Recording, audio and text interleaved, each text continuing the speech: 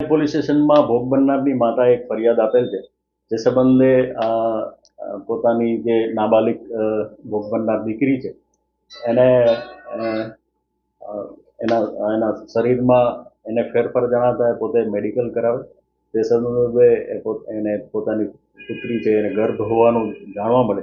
તે સંબંધે એની પૂછપરછ કરતા પોતાના કુટુંબનો જ એક સંબંધી છે જેની સાથે એને બળજબરીથી શારીરિક સંબંધ બાંધે અને જે શારીરિક સંબંધથી એને ગર્ભ રહી જવા પામેલ. તે સંબંધે પોલીસે તપાસ હાથ ધરી અને આ જે આરોપી છે ગોપાલ એની ધરપકડ કરેલ છે. જે આ ગોપાલ છે એ પહેલા રેપિડોમાં કામ કરતો હતો અને છૂટક મજૂરી પણ કરતો હતો એવું હાલ તપાસમાં જણાઈ આવે છે.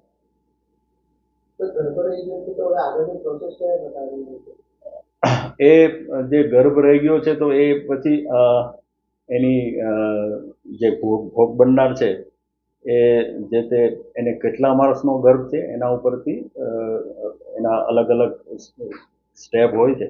ગર્ભ કેટલા માસનો છે એનું મેડિકલ સર્ટિફિકેટ શું આવે છે એ આધારે આગળના પગલાં લઈ શકાય.